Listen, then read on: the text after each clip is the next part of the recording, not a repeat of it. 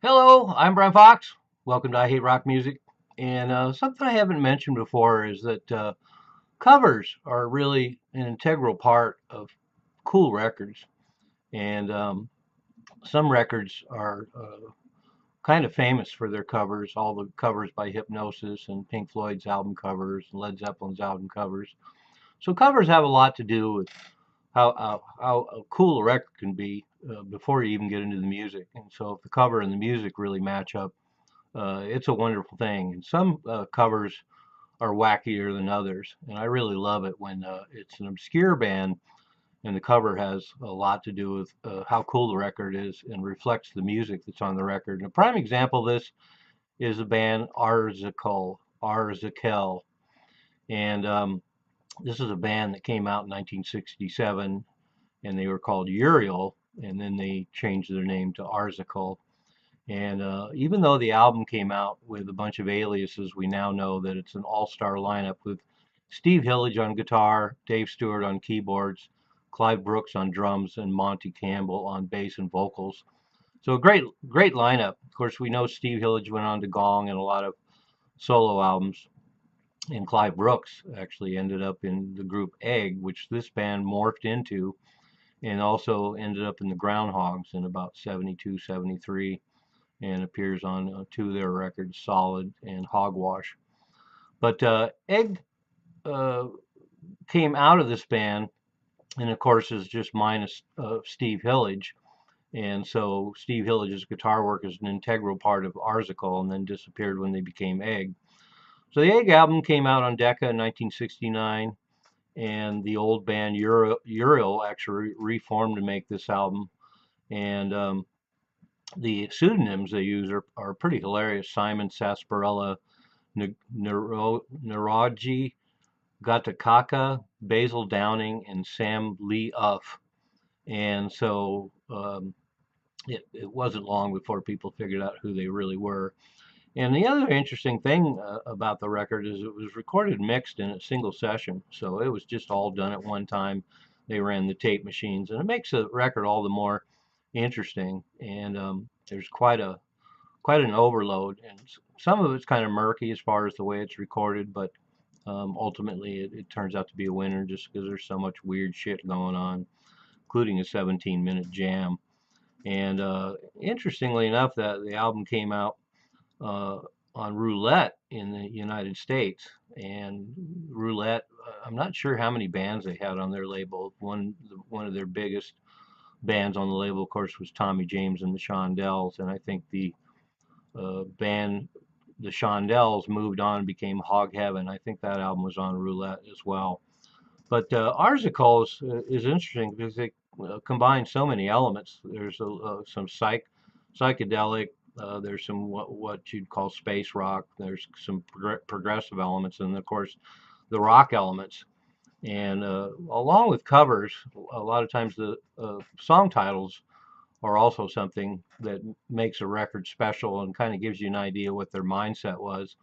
In the case of Arzacle, they have a list of songs: Garden of Earthly Delights, Azathaw, Queen of Queen Street Gang, Leg, Clean Innocent Fun, and then Metapsychosis.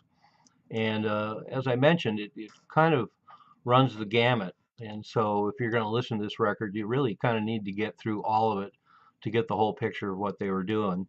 So Garden of Earthly Delights starts out as sort of a psychedelic prog song, and there's some affinity. Some of the elements seem to have an affinity with the Canterbury Sound, with Soft Machine and bands like that. And then when you get to the second song, Azathaw, it definitely is very prog oriented, a lot of keyboards, and definitely has a Canterbury song. But after that, the record pretty much descends into madness. When you get to Queen Street Gang, once again, it sounds more progressive, but then you get to Leg, and all of a sudden this blues element comes out of the blue. So what started out as somewhat of a prog album with some space rock becomes this wall of sound based on the blues and a real garage sound to it, and it's just mayhem. On a song like this and a record like this, sometimes the Mercury recording kind of adds a lot to it, and that's certainly true in this case. And so the last three songs on this record, as I mentioned, are just total mayhem. So we have Leg, then you have Clean, Innocent Fun.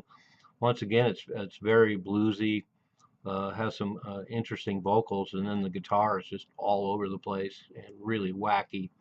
And there's a lot of guitar overdubs, so you definitely get the guitar overkill on this.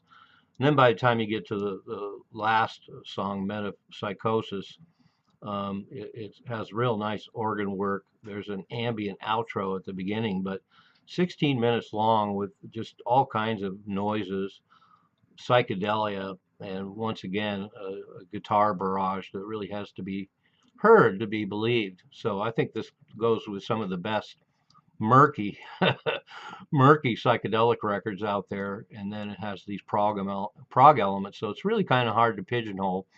As I mentioned, by the time the band put out this record, Steve Hillage left for his career, and then they turned into Egg. And I'll probably be doing a separate video on that. Egg put out 3 albums that existed between 1969 and 72, and they definitely were straight ahead prog. So it's no surprise that three of the musicians would bring a prog element to ARZACHEL and then move on to Egg and just be entirely progressive, although they certainly are unique amongst the so-called progressive bands.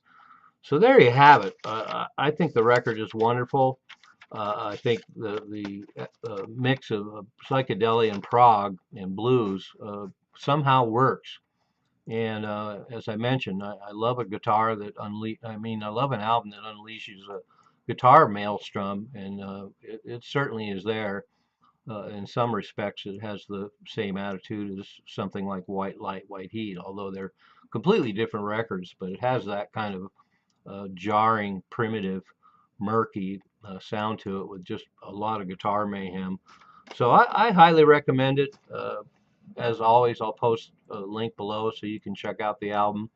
And if you hadn't heard it and you like that era of psychedelic and prog and a shitload of wacky guitar, you really got to hear this record. So there you have it. Check it out. I'm Brian Fox. Thanks for watching. I Hate Rock Music.